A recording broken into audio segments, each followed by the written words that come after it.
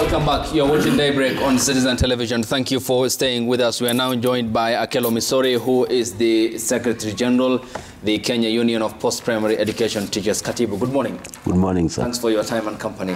Thank you so much for admitting me, although late, yes. Thank you.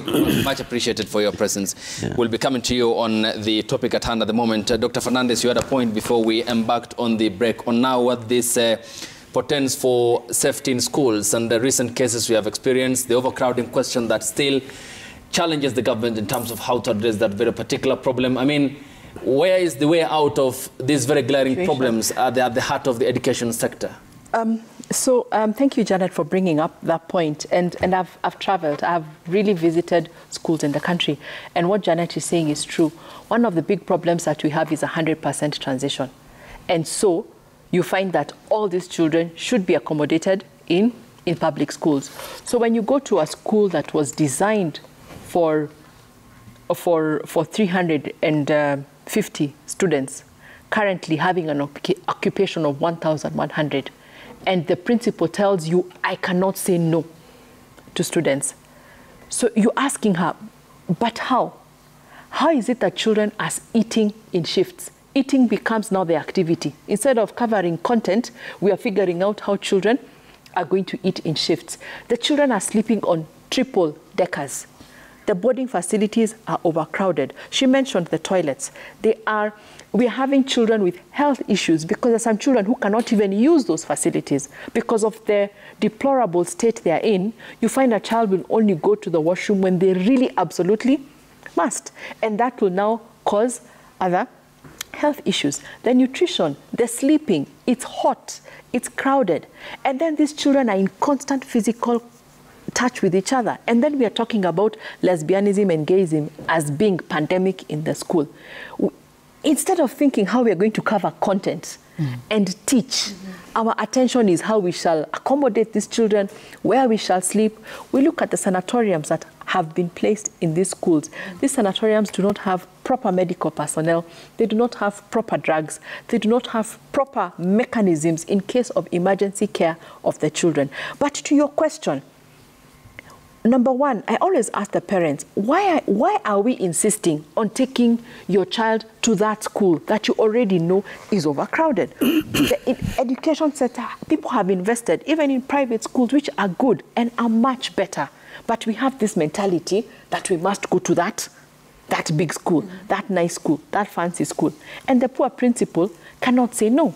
The other thing, fine, I have these many students. Can I then accommodate them? The answer is no. Can I improve my resources? The principals are not allowed to levy more money. So I'd like to put up a boarding facility. The parents are willing to pay, but the principal cannot collect that money because it's not allowed by government. So what do you want him to do? You cannot allow him to collect more money for boarding or to increase the dining room so that the children can eat better. Okay. And then you will come to harass him or indict him when there is a health care in the school. He does not have enough money to employ proper medical staff, to buy the drugs that he requires, to offer the support that he requires to run the school. Yes, and in many cases, I know parents are willing. Okay. They are so willing to put in the money because it's their children. Yeah, I don't know which parents you're talking about. I know they're willing. They're willing because parents? You know, I will not want my child to sleep in a triple decker. I want my child to have a comfortable time in school. I want my child to eat well and sleep well so that they can learn well. I don't want my child to be in a class of 100. I want my child to be in a class of 50. So if the administration says, let's come and pull together, I know parents are willing to pay, but it is not allowed. The government came in to protect these same parents who were complaining. But you see, then we cannot then complain. She has just mentioned a point. Sorry to say, the government that's not paying civil servants, the NHIF that is collapsing. Who is government? Government is you and government is me. When there is a tragedy in a school and a child dies, that child belongs to me. It is my child that will die. Okay. I will suffer, but the school will continue, isn't it? So unless we personalize this issue and say, I as a parent want to be responsible, the same way at home, I try my best to provide good housing. I try my best to provide good healthcare.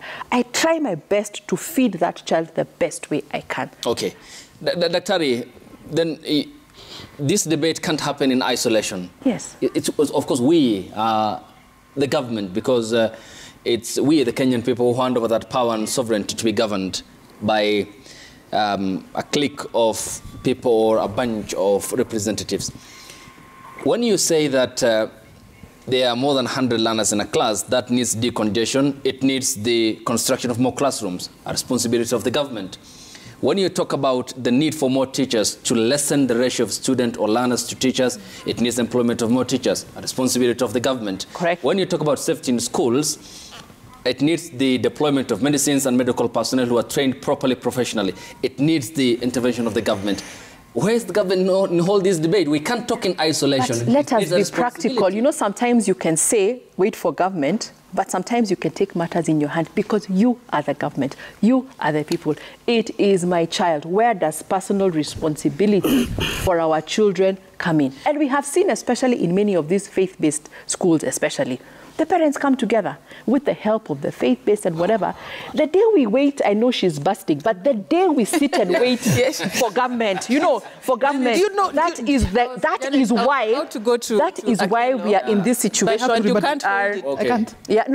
is why we're in the situation we are today. Because no, Janet should not talk fast. No, wait. That is why we're in the situation we are. You can't hold it. I can just We'll never agree with that. Do you know the distance we have traveled to ban levies in this country? But it's not helping. It is Janet. helping. It is helping. Let me tell you, you know, for why we say that public education, I know public education is not meant for a section of parents, such as yourself. Public education, when we speak about public education, we are speaking about parents. There's somebody today listening to us that doesn't have 100 shillings. True. They are a member of this country. Their child is entitled to free and compulsory basic education by their own constitution. So we really, we are not going to sit anywhere and discuss levies in school now, unless we have a referendum. Hold up. We want to have a referendum that will now bring back education. We have a referendum that will say, no, we do not think that we want to have free and compulsory basic education. Until that time, we still are enjoying a constitution that gives all our children across board the right to basic education. And that is why we are discussing what else is the government doing that is now coming in to defraud our children from this freeness of our education. It is poor strategies such as the boarding schools. Yes. And that is why we are saying we have got no reason absolutely. And somebody should give me a reason as to why a child should sleep in school. You don't, no child needs to sleep in school for education. Yes, Katibu. Katibu, we're trying to address a problem that clearly has compromised the safety of our learners in schools and access to quality education in schools. I want to know how we got here, the overcrowding, the lack of basic services in health in schools, the lack of water that has been included in a report that was done by her organization. I mean, why? What got us here as a country? What is it that changed the intent of our education sector? Thank you so much. This is a very healthy debate because it tries to dissect what problems bedevil education in Kenya, and more specifically about safety in schools. What made us arrive here, if I may give you a very quick answer, is regulation. The government has really failed to implement its own regulation with regard to the number of children need to be admitted in a specific school. As Dr. has said, I learned in a school which was designed to accommodate only 320, and that space was basically for 320. And you know, when you talk about space, you don't just talk about those who are going to be accommodated in school in terms of boarding. You can build high-rise houses, but for learning to take place in a school environment, there are so many things that are required. You need playgrounds, you need also where children will grow naturally as they are supposed to grow in a society. So what we have had in our situation is government failure to regulate, and that's the reason for which we have issues of health in school and so on. Dr. has alluded to the fact that we have dormitories which are congested. That is true. And I come again to regulation. Where is the public health expert? Are they going to schools to inspect that this is a school which was designed initially to have 320, and that 320 now is 1,000? By the way, the situation is dire than what she's talking about. I have just come from addressing heads from a particular county in Nyanza region, and I met some of my classmates who are now principals, and one of them was 2 years behind me in school, and he's heading a school which was also having just 420, but currently they have 1,800. Okay. And the issue is here, the government has failed to regulate. I still indict the government for failure to give us what we are supposed to have. Another point that is a problem is the parents as they are. Take note that there are very few boarding constructions which have been done by government. They have been done by parents because parents do not want to stay with their children at home. That is a major problem because schools have become the largest, our public schools have become the largest private enterprises that are doing business. We are doing business with our children's lives, with our children's quality of education, and so forth. So these are the issues which are there. But at the heart of it all, lack of government regulation. When I came in, you are discussing something related to Mukumu girls, for example. Now the issue goes beyond what what other studies have revealed. The issue is about the revealing that medics are saying that there was some salmonella and so on. And Dr. here would say that you don't need to treat salmonella for 3 weeks. Some of those victims are still in Austro to date. Something different must have caused this. And we have had issues where the government agencies are just covering up for failure of certain institutions.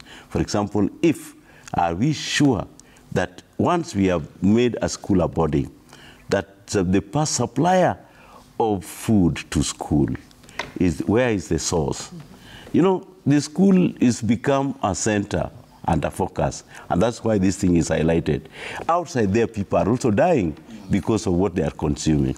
So we need to go deeper into this, because if the public health took its role, then we could now accuse the ministry.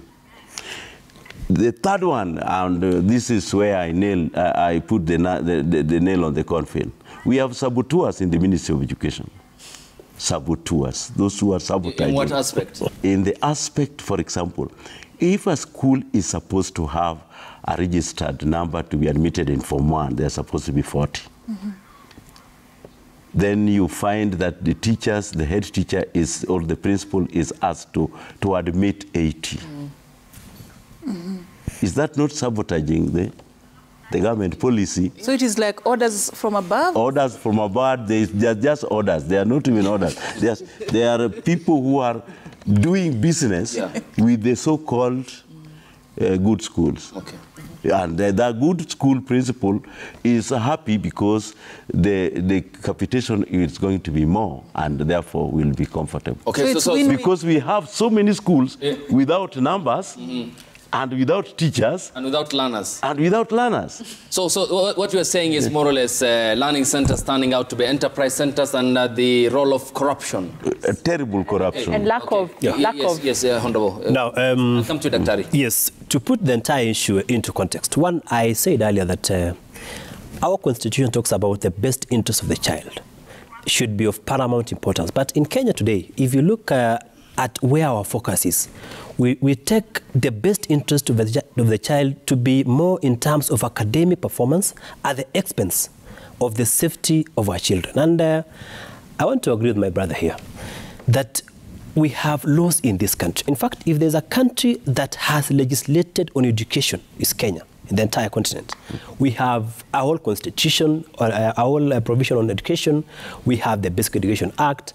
We have a very important document, the 2008 Samongeri Standards and Safety Guidelines. A very important manual of almost 70 pages. But the problem with that, and I want to give my legal advice to Machogu, the CS, and the legal department in the Ministry of Education. If you have a document called Standards and Guidelines Manual that was not passed by Parliament, because the problem with that is you cannot implement a guideline or a standards manual like you can implement other laws. So what should happen is this, because a guideline or a manual is not enforceable in law unless those provisions of the guideline, of the manual, are co-opted and domesticated under the Basic Education Act, or in the alternative, they are converted to regulations, brought to Parliament and enforced. Because if you take it to a court of law that you have breached a certain manual, then the court may not be able to enforce that particular standards manual. So the problem is that standards and guidelines manual must be subjected to a legislative process in Parliament so that it is enforceable. Earlier, Daktari suggested, let's make do with what we have. No, you cannot. Parliament may take forever. There is something called uniformity of laws. You must create a uniformity of laws. And for a law to be enforceable in a court of law, it must be subjected to a parliamentary process. One, either bring an amendment to the Basic Education Act and incorporate the safety and standards procedures provided in the manual, or number two, bring the entire manual and put it well, arrange it well, so that it appears as regulations. So that when it is taken to a court of law, it appears as a source of law in Kenya. Because as it is, institutions come up with their own internal. They can come with internal documents, guidelines or rules, but their place in law is inferior. Okay, so it's superseded by the Constitution? Yes. Okay, the first thing I'd like to mention is that the Safety and Standards Manual that you're discussing, first of all, needs to be revised, even before it goes to Parliament for any form of discussion. It is, I don't know who drafted that document.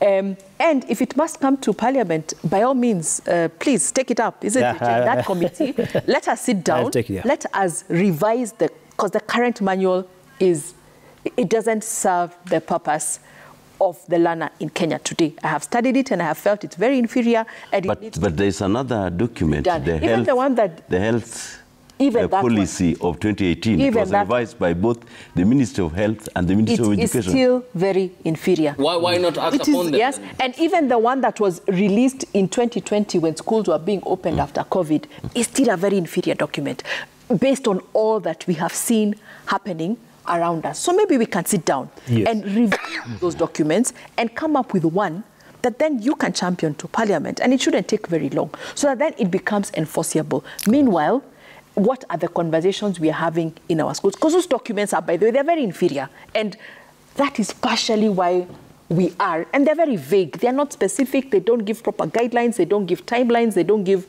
very specific things. So even a school trying to implement them, it's so vague that even if we had the best laws, even if we have up-to-date manuals and all that, fact of the matter is a school that has got 2,000 children would require 100 doors of toilets. Even if the manual looks how, because these standards are known by UNICEF, the standards are already prescribed for us. And the question is, what is sustainable for us to do? Do we really think, and can government sit here and tell us that we actually can have facilities that will meet the current, as schools are currently constituted? And this reminds me that in 2018, it's about 6 years ago or thereabouts, we had this conversation, and the Ministry of Education admitted and said, yes, the way to go is to try and introduce day wings in our boarding schools. And I remember in January of 2018, when we sat in KICD during Form 1 selection of that year, the ministry gave out a list of schools, the Pangani Girls, State House Girls, Kenya High, Starehe Boys Center. They were supposed to begin a day wing, and they actually did. But what happened? Sabotage within the Ministry of Education itself, sabotage within the schools, because a lot of these national schools, the boards of management of the schools are operating as if they own the school in the first place. Look at them advancing an argument such as a day wing would have drugs introduced to these other children. Simplistic arguments that have got no place in research, that have got no place in why we educate in the first place. And the Ministry of Education, because of lack of focus and not really knowing why we educate in the first place, and having people sitting on benches and they're not reporting on indicators, they're just reporting in terms of like what Akelo is saying here. During Form 1 admission, you will hear a certain school has been allocated 600 children. Why? Because the minister wants to read for us that there is 100% transition. And we are saying that is pretense. We are not helping our children in the first place. Can we... Let me just, sorry. Let's talk about the viability of what she's proposing. Abolition of boarding schools, even as you add your thoughts on what you wanted to say. Is it practical? Is it what is going to give us the solution we are looking for? We are running away from the bigger problem. The bigger problem is infrastructure in our institutions. We need to improve on our infrastructure. And the problem is, there are funds that have been allocated to the Ministry of Education called infrastructure funds. In my opinion, and as a committee member of education, I believe it is misplaced. The Ministry of Education should purely handle matters to do with policy on education. Infrastructure funds should not be managed by the Ministry of Education. Who then manages that funding? It should be directed to maybe another ministry. Let's look for the Minister of Roads and Infrastructure. God. Minister of Infrastructure and should be given that amount of money to manage. Okay. Because what is happening now is that there is no clear mechanism, there is no clear procedure of allocating money to those institutions. And it has come up before Parliament. But Honorable, this is the question then. Why then will you substitute that role to another ministry or portfolio? Is it just minimizing that funding? Because actualizing the funding? Where is the problem? Because I suppose this is education that we're talking about. We have teachers, we have doctors, we have professors, people of high pedigree in the society. Why not actualize the money? Look at the budget for the education sector in the country. It's nearly 500 billion Kenya shillings. Seriously. Yet, we are talking about decongestion in 2023. In fact, I'm saying what we should have is a special ministry, or be it be allocated to the Ministry of Infrastructure and Roads, so that we have a special department within that Ministry of Infrastructure that can be able to deal with the issue of infrastructure in our institutions. In that ministry itself? Yes. Not the Ministry of Education. Okay. A different portfolio in the Ministry of Roads. Before we go to Katibu at the best interest of time, but Honorable MP, yes, the concern I have and the public has is that you have the money, yet we are still having the problem of decongestion in our schools. It's more or less you are painting a picture, an education committee member, lawmaker in the National Assembly, painting a picture of you having a gun, yet you are unable to use it at your disposal, just firing it. Currently, we want to do an audit because infrastructure funds have been allocated to the Ministry of Education. But how much for example, what's the budget? The budget for the Ministry of Education is almost 500 and something billion, 530 billion. Infrastructure? Actually, it carries, no, that is the entire money allocated to the Ministry of Education, including... That's half a trillion. I may not give you the exact figure for in terms of infrastructure, but there is opaqueness in terms of allocating infrastructure funds to educational institutions in this country. Okay, let me go to Katibu. Katibu, where is the problem? Have a $1 trillion budget in terms of running its affairs for a financial year, yet we are talking about congestion in schools. I think before I talk about the budget, because I'm not a very keen person in finances, but this issue we are talking about boarding and day school. As it currently obtains, we only have about 27.5% of our schools run as boarding schools. That is a very small fraction, and that is what is causing us to discuss here, because most of the challenges which are in our schools are only affecting those boarding schools. And we feel those are the schools. We feel those are the schools. Another thing is that we have failed to define properly what a school is. Because a school should be defined in terms of maybe size and the number of learners, the number of teachers, the number of facilities that is required. But in our understanding, what needs to be redefined properly is what is a school. Because according to the Basic Education Act, it is still just vague. It is where 10 or so many are undergoing instruction. And it is where a minister has declared to be a school. That is too vague. We are in a country which now needs to go further to do that. That is what we'll call for now allocating funds for a specific entity. That if we are having a school which has got 2,000 members, then we are saying this school should have this number of classrooms, this number of dormitories if it is a boarding school. That is what definition which can give somebody to carry out an audit, as Honorable Member of Parliament is saying. But where we are, we have been just fumbling with issues to the extent that it is as if nobody knows what is supposed to take place in education. I've already said, and Janet has alluded to it, any day I use road from home to this place, I pass through Kisi High School, which also has been there for a long time, from colonial days to current. It used to be called Kisi Government. Okay. It used to have 600 students. That is when it was both O-level and A-level. And it had 2 soccer pitches. Yeah. Currently, the school has 2,480. Form 1 alone is having 700 students. Form 1 alone is having 700 students. Tell me, that is a school that even the principal or the class teacher for maybe Form 1, because Form 1 are 7 streams. Yeah. All right. I see, does not know the learner. Yeah, that's true. So there are so many issues which are here.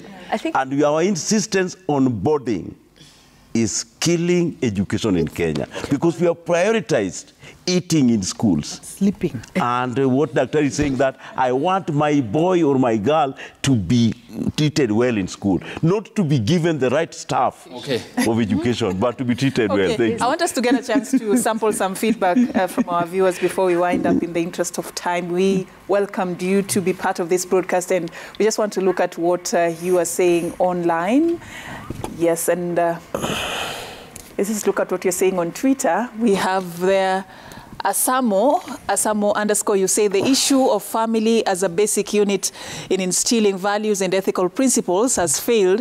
That's why you see the cases of indiscipline. Again, we are against how children are punished.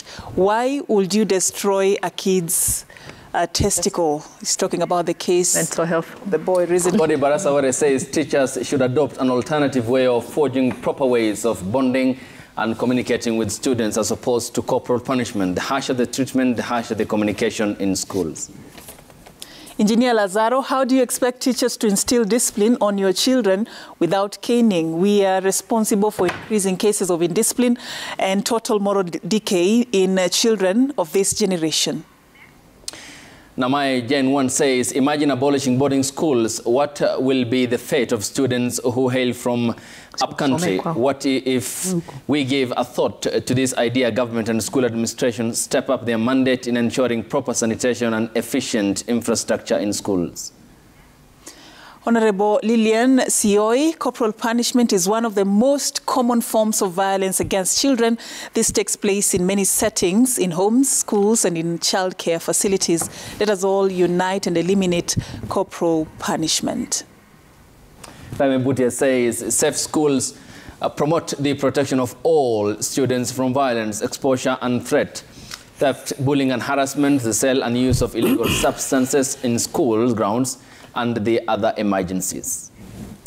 Okello Mwalimu, even though I am against severe corporal punishment meted upon learners by some of my colleagues, it's time we allow teachers to meet reasonable degree of punishment upon very indisciplined learners who've been brought up by absentee parents.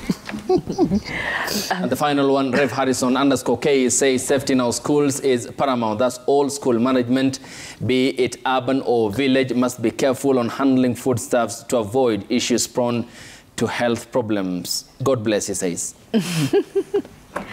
Thank you for your feedback as well as sending them on the broadcast, and many thanks for your company. The final word, Daktari, you had a point? Yes, I had a point. I had a point because I feel that many times we have these discussions, an incident happens, so it triggers a debate, we talk about it, and then we forget about Mukumu and status quo, isn't it? Until then, now the next unfortunate incident happens, then we all sit around and we talk about it. What are the solutions? I'm still not hearing them, even from this table. What are we saying that the principals are going to do? Children are coming back the other week, isn't it? What have we told that principal in that school with his 2,000 children? Because right now, it is what it is, isn't it? Okay. How are we going to help them look after the students better? Both in the private sector, in the public sector. We need practical solutions. And looking at the budget for education, as opposed to even the budget for health is around 150 billion. And we are complaining, isn't it, in the health sector? The one for education is God knows how many times that amount. How can we hold accountability to the use of these funds? Because in my opinion, that is enough money, more than enough too. And then the last thing to the parents, I think let us support our institutions. Let us support our institutions to provide the care that our children need. And let's not blame government, because ultimately, like I say, when you lose a child, it will be your child you've lost. And let's come together as parents. Let us support the institutions that we're taking our children in, and let us also demand from them. Santi. Yes, yeah. Thank you. Yes, Janet, 30 seconds, we're out of time. Wow, yeah, and I think when we got so worried about the drug menace and we started thinking that boarding schools could be better, especially for those that killed the day school idea, and here's another shocker. We have lesbianism and homosexuality in our schools. Which would you prefer? So I think it's time for us to really rationally think and say, we have 27% of boarding schools, as Okello Missouri said. But one school having 2,800, that is swallowing like 10 day schools. And as Mheshimiwa here is thinking about facilities, we would not want facilities to be put up that includes boating. We want laboratories, we want libraries, we want learning facilities that have a correlation with learning, because dormitories have no relationship whatsoever with learning. So much. Thank you. Yes, now, in this country, we have adequate laws, and what we need is enforcement and implementation of those laws in respect to the safety of our students. Number two, we have inadequate money for infrastructure. I think as Parliament, we should do more. We allocate more funds for infrastructure purposes, but I still argue that the same should not be domesticated in the Ministry of Education. Thank you. We should look for an alternative ministry to allocate money for infrastructure of our institutions. All right. Much appreciated, ladies Katibu and gentlemen. Yes, thank you so much. As many would wish to say that the education is taking a lot of budgetary allocation in the budget, I would still wish that I wish it was taken up to 1 trillion in the current circumstance, so that we get whatever we want in education, because there is no need to put a lot of money in other units which may not add value. This is the big background. If we have a fully good education system, we would have very few people going to hospital. And if we had a lot of more teachers in our schools who are better remunerated, then they will not be having excuse of venting their anger on children. Thank you so much. For corporal punishment. Thank you. What a way to end it. Akelo Misori, the Secretary of KUPPET. We're also having a sit-down with Honorable Timothy Toroitich, Member of Parliament, Marakwet West. He also sits in the Education Committee of the National Assembly. Janet Ouko, an education expert, and also Dr. Njoki Fernandez, expert in health and safety in schools, was gracing our program this morning. Thank you for your insights, gentlemen and ladies. And that's how we wrap up the first part. Yes, and coming up next is another discussion altogether. Safin will be here with you for that discussion. Keep your contributions coming. The hashtag on Twitter is Daybreak. The SMS code is 22422 at Citizen TV Kenya, at Ayub Abdikadir, and at Safin_Cheng. More after the break. Stay tuned.